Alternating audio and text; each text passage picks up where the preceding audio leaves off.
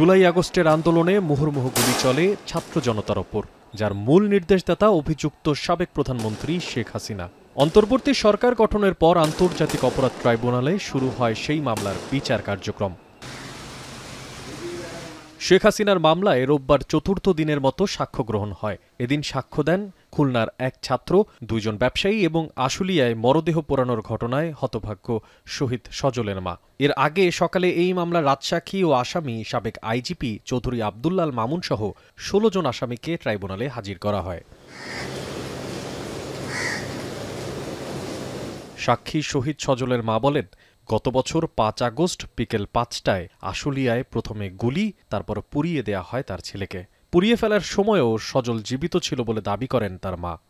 সজলকে যখন পুড়িয়ে দেওয়া হলো, তারপরে সজলের পায়ে যে জুতাটা ছিল সেটা পোড়া অবস্থায় উনি দেখতে পান এবং এমনভাবে ওটা ছিল যে টাচ করলেই জুতাটা ভেঙে পড়ে যাবে, কিন্তু জুতাটার আকৃতিটা ছিল।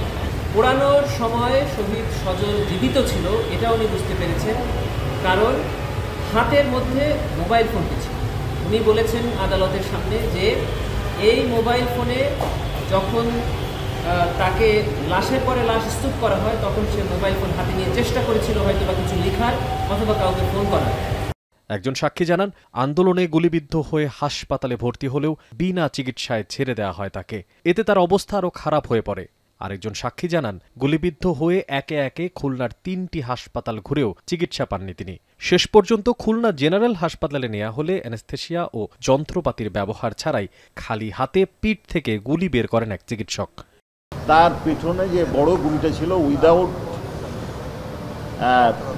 মানে কি বলে অ্যানেস্থেসিয়া প্রয়োগ ছাড়াই, তাকে অজ্ঞান না করেই অপারেশন থিয়েটারে না গিয়েই তার পিছন থেকে হাত দিয়ে এটা বের করা হয়েছিল এবং অন্যান্য কারণে তার চিকিৎসা ব্যাহত হয়েছে। পরবর্তীতে তাকে যশোর সিএমএইচে চিকিৎসা নেওয়া হচ্ছিল। এদিন রামপুরার কার্নিশে ঝুলে থাকা ব্যক্তিকে গুলির মামলায় প্রসিকিউশনকে 25 আগস্টের মধ্যে চূড়ান্ত প্রতিবেদন জমা দিতে নির্দেশ দেন ট্রাইব্যুনাল।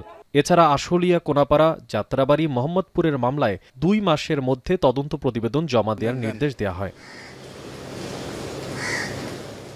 জুলাই আগস্টের মানবতা বিরোধী অপরাধের মামলায় সাবেক প্রধানমন্ত্রীর বিরুদ্ধে আগামী 2 মাসের মধ্যে সাক্ষ্য গ্রহণ শেষ হওয়ার আশা প্রসিকিউশনের।